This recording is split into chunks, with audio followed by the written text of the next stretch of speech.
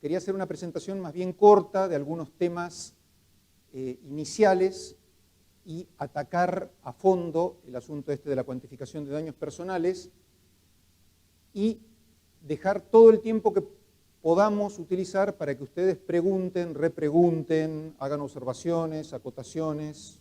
En definitiva, de lo que quería hablar es en el nuevo código tenemos dos líneas fundamentales. Hubo algunos sectores, básicamente los sectores extrapatrimoniales, donde hubo que tomar decisiones, decisiones entre tesis valorativamente antagónicas o posiciones ideológicas, jurídico-ideológicas antagónicas, y otros sectores como los sectores patrimoniales y básicamente el sector de daños de la responsabilidad civil, donde lo que hace el código es adoptar la teoría más moderna en vigencia y la plasma en un cuerpo legal. La diferencia que tenemos los abogados, los operadores de derecho, con la gente de otras ciencias, es que cuando un biólogo descubre algo nuevo sobre las especies, no puede después ir a reordenar el mundo para que eso sea más sencillito. Pero en derecho tenemos la posibilidad de decir, bueno, la forma de ver el derecho pasado cierra a través de esta teoría y después podemos reordenar el derecho para que el derecho sea consistente del modo más sencillo y más práctico con esta teoría. Bueno, eso es algo de lo que pasó con el Código Civil nuevo, Código Civil y Comercial, y este esquema cuatripartito de elementos de la responsabilidad es lo que veníamos enseñando y lo que se plasmó hoy de un modo muy claro en la parte correspondiente. Entonces, para hablar de cuantificación del daño nos tenemos que poner de acuerdo mínimamente en dos o tres cositas muy breves que son sobre qué hablamos cuando hablamos de daño, qué tipos de daño tenemos y qué vamos a cuantificar. Si no nos ponemos de acuerdo en eso, no tiene sentido avanzar porque unos van a estar tratando de cuantificar una cosa y otros van a estar tratando de cuantificar otra. Entonces, muy sucintamente quería avanzar en esto que son tres debates. Digo tres debates porque cada vez que se habla de daño jurídico, siempre preguntamos, bueno, el daño es una lesión, un menoscabo. Sí, los abogados solemos ser palabreros en el sentido de agregar muchos sinónimos y creer que con eso estamos arreglando las cosas y a veces no las arreglamos. Pero fuera de lo que sea sinonimia, decimos, es una lesión, menoscabo, detrimento, ¿a qué? Entonces, ¿una lesión a qué?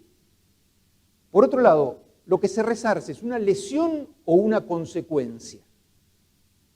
Y en tercer término, ¿el daño resarcible y el daño jurídico son dos cosas diferentes? ¿O el daño resarcible es una subespecie o una derivación del daño jurídico? Bueno, pasemos muy rápidamente estos debates, salvo que quieran meterse luego o me interrumpan acá y me digan, no quiero entrar en profundidad tal, y entramos. Pero si no, la idea de fondo es que si ustedes tuvieran que ver el 1737 y el 1738, básicamente el 1737 con esto puesto en color, y yo les preguntara, ¿la teoría que adoptó el Código Civil es la teoría de daño lesión o la teoría de daño consecuencia? ¿Qué me dirían con estas bases? Con estas bases, digo. ¿Se entiende? Ahí está en azul y parece lesión. Pero si hacemos así, consecuencia, consecuencia. Vamos a ver qué es y vamos a ver qué no es. La primera posibilidad de resolver esto es decir, los autores del código escriben cualquier cosa. Se levantan una mañana y dicen una cosa, después escriben otra. Y otra posibilidad es buscar coordinar esta idea de daño-lesión y daño-consecuencia. ¿Se acuerdan cuál era el problema fundamental de daño-lesión o daño-consecuencia? Si yo digo, este reloj es un bien de qué tipo, ¿patrimonial o extrapatrimonial? Patrimonial. Luego, un daño al reloj, si guardara consistencia con el tipo de bien, sería un daño patrimonial. Pero no habría posibilidad de reclamar daño moral o extrapatrimonial por el daño al reloj. ¿En qué casos? Si, por ejemplo, me lo hubiera regalado mi abuelo, eso dicen los manuales. Claro. Entonces, si decimos, el daño no es la lesión al derecho, sino que el daño es la consecuencia de la lesión, tenemos una teoría más práctica para explicar lo que hacemos. Porque si nos quedamos con la teoría de daño-lesión, el gran problema que tenemos es que tenemos que generar dos bienes. Tengo que decir, acá hay un bien patrimonial y un bien extrapatrimonial que se lesionaron simultáneamente. No es que una teoría sea falsa y la otra teoría sea verdadera, sino que una teoría es más práctica y otra teoría es menos práctica. Algo parecido ocurrió cuando se debatió entre la teoría heliocéntrica y la teoría geocéntrica. No es una verdadera y una falsa, sino una más práctica y otra menos práctica para interpretar los planetas. Pero lo que quería plantear es esto. ¿Cómo coexisten esta idea de daño-lesión y daño-consecuencia en un mismo código? Si decimos que tenemos dos teorías, una más práctica que la otra, ¿dónde quedó eso de daño-lesión? Y esto se relaciona íntimamente con este problema de daño jurídico o daño resarcible. Bueno, a ver, ayúdenme a ver si llegamos a la conclusión que me parece que deberíamos llegar. Durante la vigencia del Código de Vélez, el daño como concepto técnico jurídico, ¿qué consecuencia disparaba centralmente o casi únicamente? Reparación. ¿Tiene sentido decir que en la mentalidad de Vélez, cuando Vélez en la década de 1860 pensaba, y antes también seguramente, pensaba en hacer un código, ¿tiene sentido decir que él pensaba en finalidades resarcitorias, reparatorias, y que el daño como concepto jurídico era lo que gatillaba esa consecuencia? ¿Sí? Hoy, ¿qué consecuencias puede gatillar el daño? Por un lado, prevención. Primero, resarcimiento sigue, ¿no? Sigue, estamos de acuerdo. Prevención, sí, cuando el daño no está producido o cuando el daño está producido y es de curso sucesivo, decimos que es valioso prevenir. Perfecto. ¿Algo más que eso? ¿Alguna otra consecuencia? Punitiva, por ejemplo,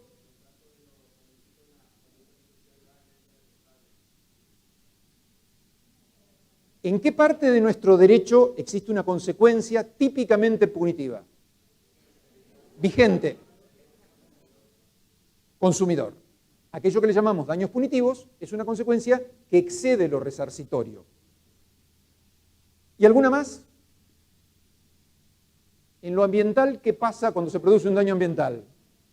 Se produce algo que, claro, nos gustaría poder prevenir, pero hay veces no llegamos. Hay veces que no llegamos y se produjo. Entonces tenemos, también nos gustaría precaución, pero a veces no llegamos con la precaución, no llegamos con la prevención y se produce el daño. Entonces lo que se ordena es eso que se llama volver las cosas a su estado originario o algo así como recomposición. La recomposición difiere de la indemnización en tanto y en cuanto no es que alguien le da plata a otro. Alguien se encarga con su plata, con sus recursos, de volver las cosas al estado originario. No es una norma exclusiva de derecho ambiental, pero es una norma que opera prioritariamente en el derecho ambiental. Entonces, lo que quería plantear es esto. El daño en cuanto lesión puede disparar diferentes consecuencias. Una de esas consecuencias es el resarcimiento. ¿Tendría sentido decir entonces que el daño en sentido técnico jurídico puede caracterizarse como lesión, pero el daño, en tanto y en cuanto disparador de la indemnización, requiere que haya una consecuencia resarcible? Entonces, aquello que en Vélez llamábamos daño resarcible era una sola cosa. En Vélez, daño en sentido jurídico y daño resarcible no eran dos cosas diferenciables, porque para lo único que servía el concepto jurídico de daño era para resarcir. En el nuevo código el concepto jurídico de daño sirve para varias cosas. Para que haya resarcimiento se requiere que haya una consecuencia resarcible.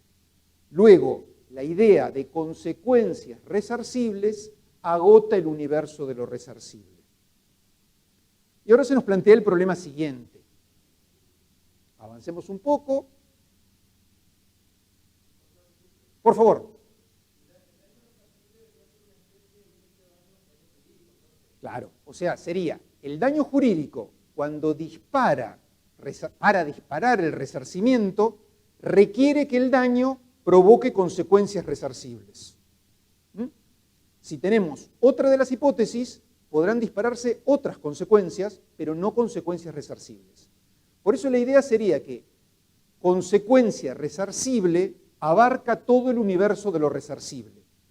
Y mi pregunta en este punto sería, ¿existen tertium genus dentro de las consecuencias resarcibles, más allá de lo patrimonial y lo no patrimonial?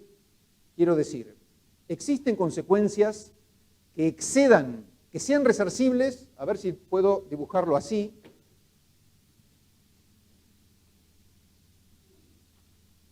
¿Esto será así? ¿Consecuencias patrimoniales y consecuencias no patrimoniales? ¿O habrá algún tertium genus, alguna porción en algún otro lado que no entre en ninguna de las dos?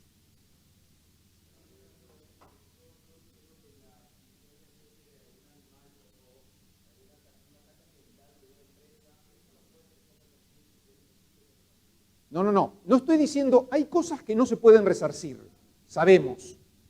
Lo que estoy diciendo es dentro del universo de las que se pueden resarcir y se deben resarcir. ¿Hay alguna que no caiga en este campo o en este campo? Es decir, ¿hay tertium genus como, por ejemplo, daño estético, daño psicológico, daño al proyecto de vida, daño biológico, daño a la salud, daño a la integridad personal? ¿Son tertium genus o no son tertium genus? Tertium genus, para no abusar del latín, sería algo que se escape de esta partición. Yo les cuento, cuando leí por primera vez el 1741, indemnización de las consecuencias no patrimoniales, me pareció mal elegida la denominación. Uno dice, muchachos, acá hay que elegir otra cosa. Definir por la negativa parece raro. Leyéndolo un poco más, me pareció fantástica. ¿Por qué me parece bien definir por la negativa en este caso? Porque definir por la negativa, definir cualquier universo por la posesión de una propiedad o la no posesión de una propiedad, crea una partición.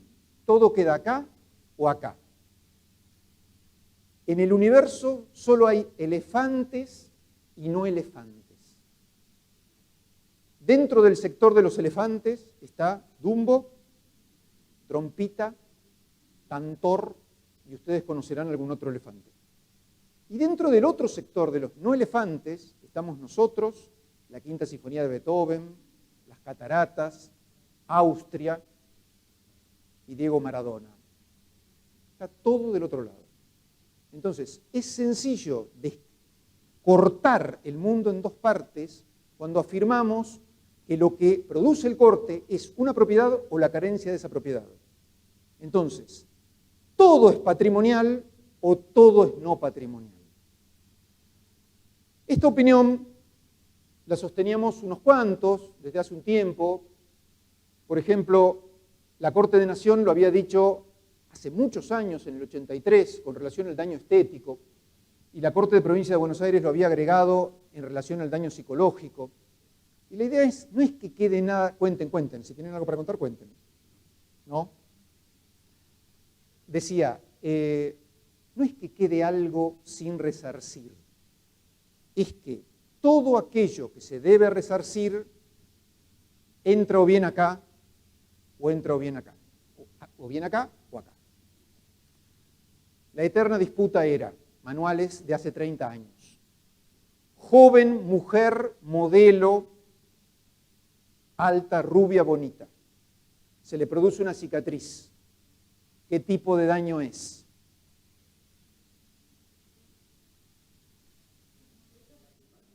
Mi pregunta es si adscribimos a esto patrimonial o extrapatrimonial, modelo, top model internacional. Patrimonial no hay duda. ¿Moral? ¿O extrapatrimonial o no patrimonial? También. Bueno, cambiemos el ejemplo. Hombre, no tan joven, morocho, feo.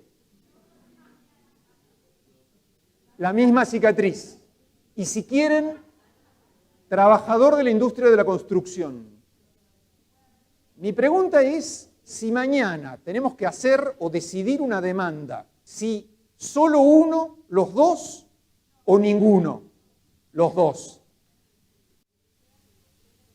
Esa es un poco la idea. Cuando hablamos de capacidad en términos de rubro patrimonial, estamos pensando en la aptitud de obtener ganancias en este mundo real.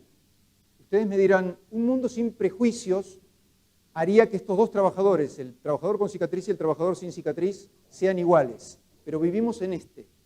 Y si no es indemnizado el trabajador, el daño, en lugar de pagarlo el dañador, lo paga el trabajador con su pérdida de potencialidades de obtener ingresos. Nos puede gustar o nos puede disgustar, pero en el mundo la aptitud de realizar tareas productivas o económicamente valorables de la modelo top internacional es diferente que la aptitud para realizar tareas de este mismo tipo para un trabajador de la UOCRA. Entonces, esto me parece interesante para captar un detalle bastante sutil de la capacidad. Hay dos instancias en las cuales se manifiesta la pérdida de capacidad, o mejor dicho, en las cuales puede incidir la capacidad. Una es cuando estamos haciendo lo que hacemos y pasamos a percibir menos por una minusvalía, y otra es cuando queremos salir al mercado y tenemos menos posibilidades de obtener algo. Ambas dimensiones son dimensiones de la capacidad, porque la capacidad es una potencialidad, no es una actualidad. Es la capacidad entendida como potencialidad de generar, de realizar ese tipo de actividades que generan este tipo de ingresos. Decía, bueno, ni bien se sancionó el código cuando todavía no estaba en vigencia, hubo algunos congresos, algunos más especializados que otros, este fue uno en San Juan, y que al menos coincidimos con este grupo de gente bastante federal, Parellada de Mendoza, Picasso de Capital, Pizarro de Córdoba, en que el Código Civil y Comercial, al igual que el precedente, establece una partición, divide al mundo en dos partes, al mundo de las consecuencias resarcibles. Todo es patrimonial o todo es no patrimonial.